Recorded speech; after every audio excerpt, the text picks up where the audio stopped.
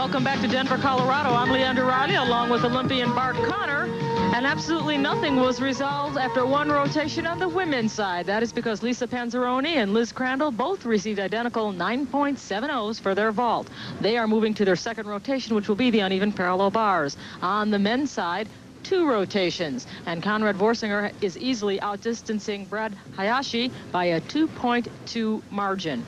Right now, the men are ready to compete on their third event, which is the still rings.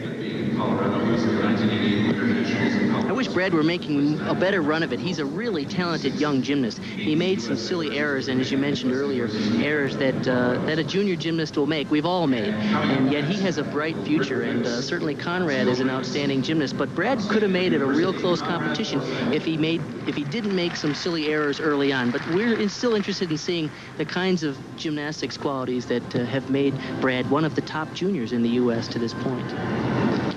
Well, we saw the same thing happen in an earlier show. One gymnast had difficulty on the pommel horse and then later rallied to come back and win it. So it's not over until the 6th rotation. Really a nice mount for Conrad. He did a kip to an L cross. That position's called an L. Just looks just like an L. Press to a straddle flange and a giant to a handstand. Whoa, a little trouble controlling that handstand. See, and all these little things will start opening the door if Brad can capitalize on it. He said good swing work, good strength work. Oh, and an excellent dismount.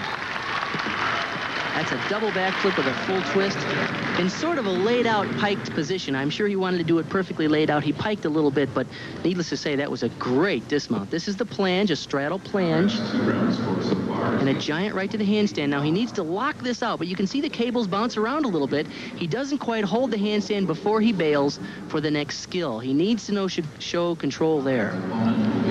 This is the bail for the dismount. Really great. Full twisting double back. Good job by Conrad Vorsinger. Again, his margin of lead right now is 2.20, so he can relax just a little bit, but not too much. For those of you that saw show number 2, Kyle Asano was trailing throughout 4 rotations and came back in the last 2 events to win it and advance into the next round.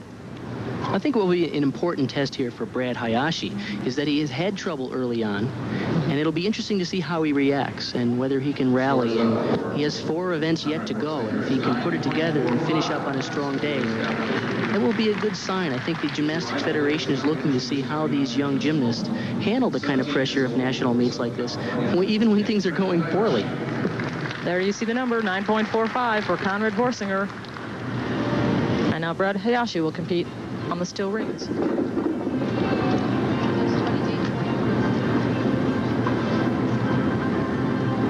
Let's pull to an inverted hang. Back up rise handstand. A little short on that handstand. Let's power down to a move called an Olympic cross. You don't see a lot of those anymore. It's really a nice move. Kip to another cross. This is good so far. He's a young man. He's only 17 years old, and yet he's showing good strength moves, which is something that the Gymnastics Federation and the judges are really looking for. There's a front giant. He really has a problem in his handstand. He can't really lock out his handstands, but he can really swing. He did a good dismount there, a little short on the landing, but that was a full twisting double back. Brad Hayashi, 17 years of age, born in Newport Beach, California, currently lives in Irvine, California. He lowers right here to a cross, and you see he turns sideways. That's the old style rings, and it really is great stuff. I love all those old strength moves. Really, really interesting looking. This is a giant over the top, good swing, full twisting double. He opens up just a little early and slaps a hand down, which will be a significant deduction. Score for Brad Hayashi, 8.75. Conrad Vorsinger, you recall, 9.45 for the still rings. Now we are ready to move to the second event for the women, the uneven parallel bars.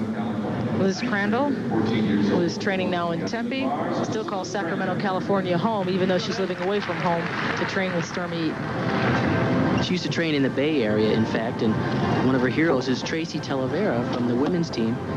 Tracy also spent some time coaching her, and you can see some of Talavera's contributions because Tracy was known for her bars, and Elizabeth is very exciting on the unevens. Nice giants. Beautifully high reverse hecht. And the straddle back to the low bar. He has to show elements on both the high bar and the low bar. Oh, and she fights that handstand. Good job at keeping control. She pulled that thing back. That move defied gravity. I mean, she was beyond the point of pulling it back and somehow pulled it back. Yeah, she's a fighter, and that's impressive to see. Watch this move right here. It's the back straddle over the bar, reverse hecht, or a Tkachev, invented by the Soviet gymnast Alexander Tkachev, for the men's high bar, and the women have been doing it on the uneven bars for 6 or 8 years now. It's a very exciting addition to the uneven bars event. She really cowboys that tuck double back. In fact, her coach told me she can do a triple into the pit, and maybe one day we'll see the first women do a triple off bars. The score for Liz Crandall, 9.40. Again, she and Lisa Panzaroni both received 9.7s for their vault. So now whatever Lisa Panzaroni gets on the uneven parallel bars will determine who's the leader after 2 rotations, unless, of course, she too gets a 9.4. Lisa trains in Allentown, Pennsylvania with the traditionally strong Parkettes program. Nice release. That's the same release we saw Liz Crandall use. And another move, a front between the bars or a Jaeger flip in combination, 2 releases in a row, is a very important element. Cast to handstand. This is a good exercise. And a pike double. She slung it out a little bit, but she pulled it around and saved the landing. So you're saying at the end she was a little too horizontal, needed a little more vertical? I thought she kind of peeled off, as we say in gymnastics, but she did a really good job at controlling it. This is the reverse hecht. Perfect form, huh? Nice toe point, good straight legs, and right in the middle, a Jaeger flip. Straddle front. This is the dismount. She's going to do a pike double back. And she lets go just a hair early, and she really carried forward. But she pulled the rotation around and did a nice job handling that. Lisa Panzaroni needs to get better than a 9.40 if she's to take the lead after 2 events. And there are 2 events remaining for the women after the uneven parallel bars. They still have the balance beam, and of course that'll be followed by floor exercise. The men still have 3 rotations remaining. Parallel bars, vaulting, and the high bar. The score for Lisa Panzaroni is 9.575, and by a 1.175 margin, she's our leader.